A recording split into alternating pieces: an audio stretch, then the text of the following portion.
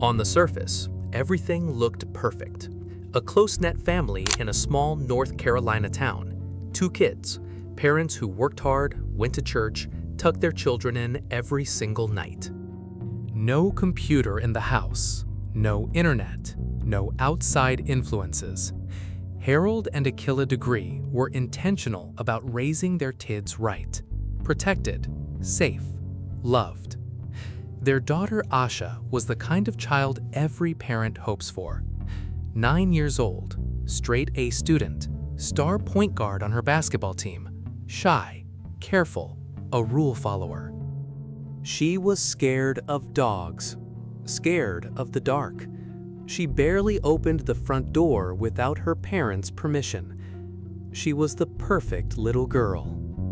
But on Valentine's Day, the year 2000, at 3:45 in the morning, in the middle of a raging storm, that perfect little girl packed a bag, walked out of her house, and disappeared into the darkness.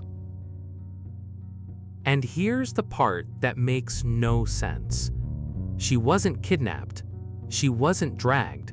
She chose to leave. So the question isn't where she went. The question is, why? Because 25 years later, investigators finally have an answer. And it will shatter everything you think you know about this case. Welcome back. This is the channel where we break down the cases that haunt investigators, the ones that don't let go. And this one kept an entire community searching for 25 years. Because Asha Degree didn't just vanish. She walked into a storm, willingly, and was never seen again. Stay till the end, because what they found buried in the ground changes everything. Let me paint you a picture of the Degree family. Shelby, North Carolina, population 20,000. Small town, tight community, the kind of place where families know each other for generations. Harold Degree worked at a glass factory. Akila Degree built pianos at a nearby manufacturing plant. They got married on Valentine's Day, 1988. 2 kids, O'Brien, 10, Asha, 9. On paper, this family was doing everything right. Asha wasn't just a good kid, she was a great kid. Point guard on her school basketball team, good grades, polite, respectful, a child who listened. Her mother once said, "She was scared to death of dogs. I never thought she would go out of the house."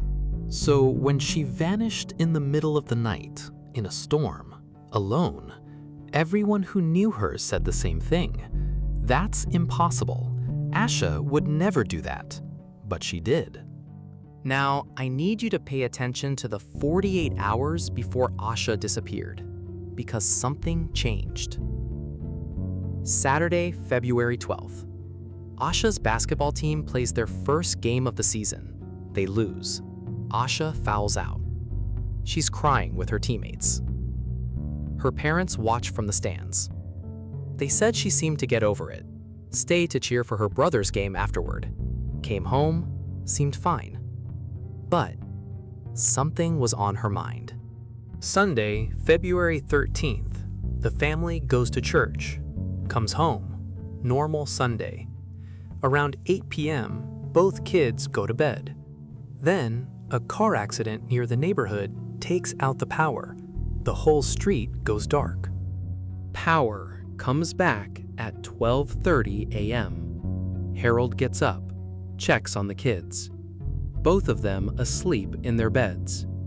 He checks again at 2:30 a.m. Still there. He closes the door, goes to bed. 30 minutes later, O'Brien hears his little sister's bed squeak. He doesn't think anything of it, rolls over, goes back to sleep. That was the last time anyone in that house heard Asha Degree.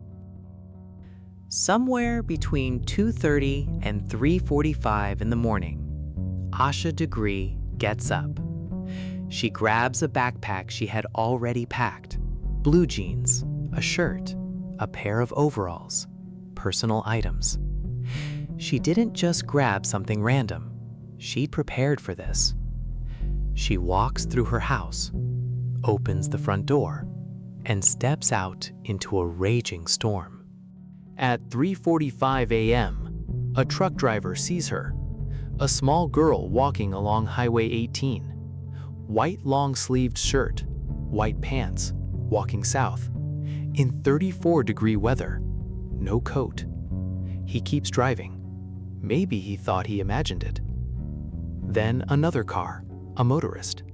He sees her too, and he thinks something is wrong. He turns around. First pass, she's still walking. Second pass, head down, moving through the storm. Third pass, he slows down, tries to approach, and Asha sees the car, and she runs. She bolts off the road and vanishes into the woods.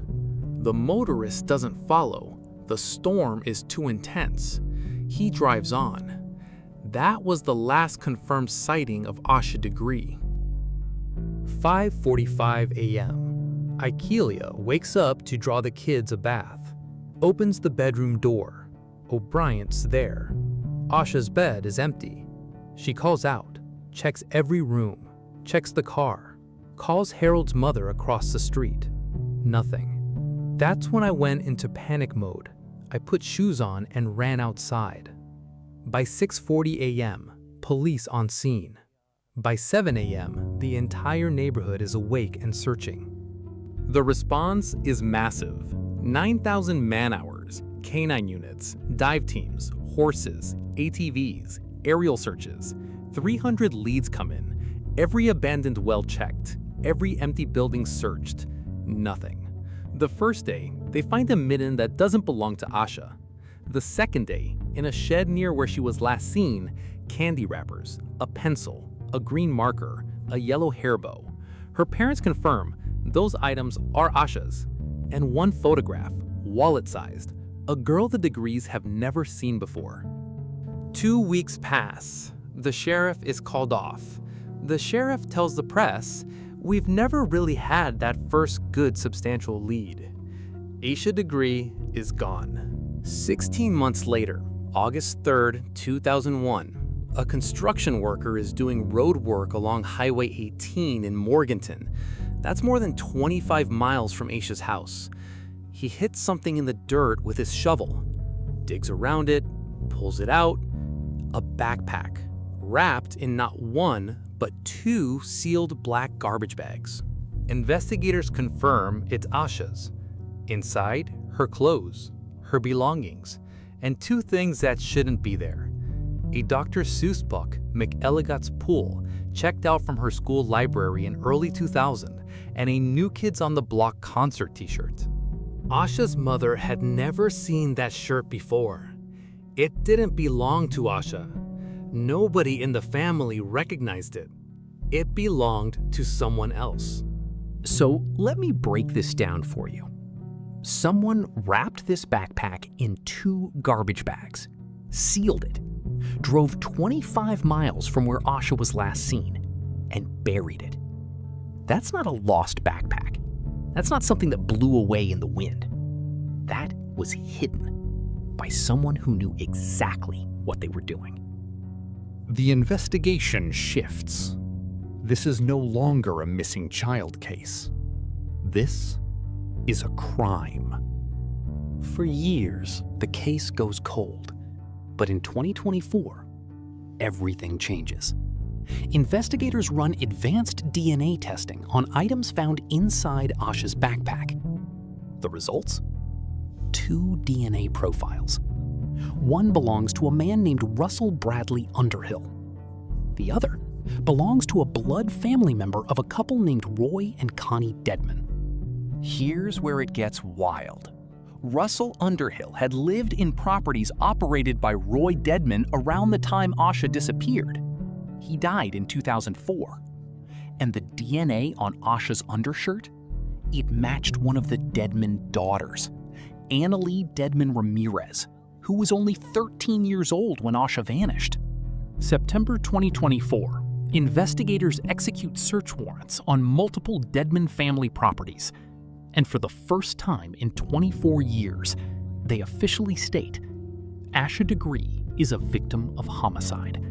Her body has been concealed. Then, a witness comes forward. He tells investigators that back in the mid-2000s, he went to parties with the Deadman sisters. At one party, Lizzie Deadman Foster was sobbing, completely breaking down. She said she killed Asha Degree. Her sister Sarah told her to shut up. The witness takes a polygraph. He passes. Investigators approach Lizzie in February 2025, ask her to take a polygraph. She refuses. Then she calls her ex-husband, stays on the phone for 45 minutes.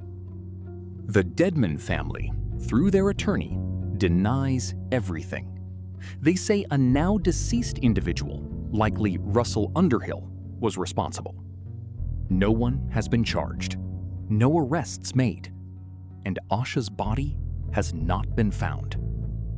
Every February 14th, Asha's parents walk from their home on Oakcrest Drive, down Highway 18, to the point where their daughter was last seen alive. They've done it 25 times. In the rain, in the cold, on the anniversary of the worst day of their lives. Because they need the world to remember that Asha Degree mattered, that she deserves answers. The reward for information in this case is now $100,000. If you know anything at all about what happened to Asha Degree, contact the Cleveland County Sheriff's Office or the National Center for Missing and Exploited Children at 1-800-THE-LOST. Her family has never stopped fighting, and neither should we. Asha Jaquila Degree, born August 5th, 1990. Still missing, still loved, still waiting to come home.